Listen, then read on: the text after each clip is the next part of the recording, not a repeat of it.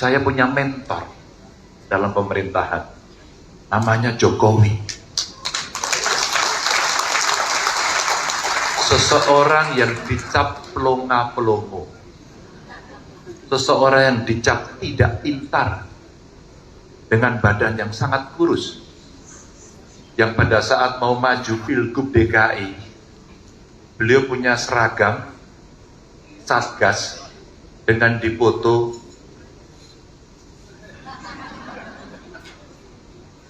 dan saya diskusi dengan beliau, Pak, dari seluruh foto yang Bapak suka ketika kampanye, ketika menjadi wali kota, hari itu gubernur, sampai Bapak jadi presiden, foto mana yang paling disuka? Saya paling suka foto saya pakai baju Satgas itu, katanya.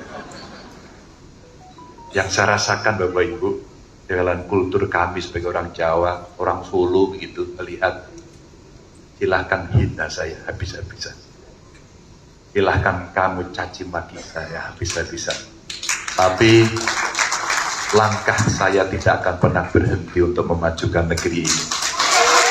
Itu pesan dari beliau yang luar biasa.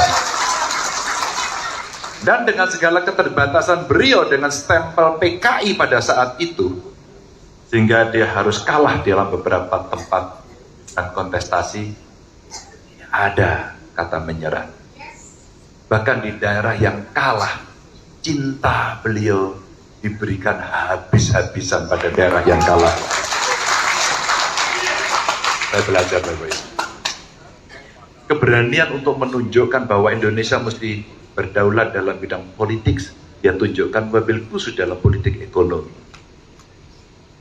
Semua boleh teriak keras, semua boleh lantang berbicara, tapi itu mulut, bukan pikiran, hati, dan keputusan. Bukan.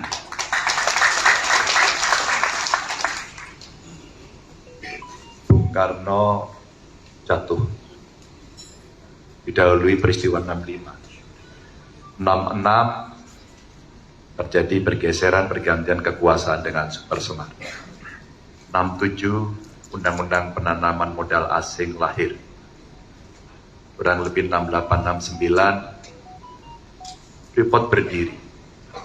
Dan tidak ada satupun di antara para pemimpin mampu untuk mengambil alih kecuali Jokowi. Seseorang yang tidak pernah berteriak, seseorang yang sangat jarang menunjukkan aura wajah kemarahan, jarang sekali.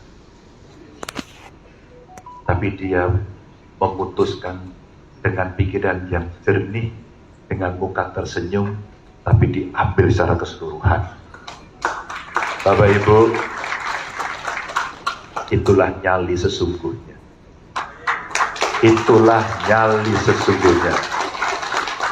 Bukan wajah garang dengan intonasi yang tinggi. Bukan sama sekali. Yang kedua, beliau punya mimpi besar. Bagaimana ekonomi kita mesti berdikari. Maka kalau tadi Bang Iskandar mempodcast saya dalam waktu yang pendek, saya ceritakan Pak Jokowi sedang mewujudkan mimpi pendiri bangsa agar ekonomi kita betul-betul berdikari. Belum sempurna, iya, tidak ada yang sempurna, tapi beliau lakukan. Ketika sensitivitas seorang pemimpin betul-betul ada dan selalu ada dalam gerak langkah, termasuk nadi, denyut, tarikan nafas yang ada, maka sebenarnya refleks-refleks politik dalam pengambilan keputusan menjadi begitu terasa lincah. Bapak Ibu lihat bagaimana disrupsi terjadi di seluruh dunia, bagaimana geopolitik berubah, bagaimana kemudian negara menjadi multipolar, dan kemudian orientasi antar negara menjadi berbeda. Kecerdasan itu ditunjukkan betul-betul sebagai sebuah kecerdasan emosional. Bagaimana seorang Jokowi yang dikatakan pelongo-pelongo, badannya kurus, tidak gagah itu, tiba-tiba datang ke Afghanistan yang masih berperang. Tiba-tiba datang ke Ukraine, datang ke Moskow yang masih berperang. Tiba-tiba kemudian beliau menyampaikan bahwa ya, nikel tidak akan saya ekspor. Ya, setelah itu boksit. Ya, setelah itu mineral yang lain, dan kemudian menjadi perlawanan dari seluruh Eropa. Dan dengan tegaknya beliau menyelesaikan tugas itu dengan baik-baik. Lagi-lagi, nyali tidak harus berteriak. Nyali bisa dengan bertindak.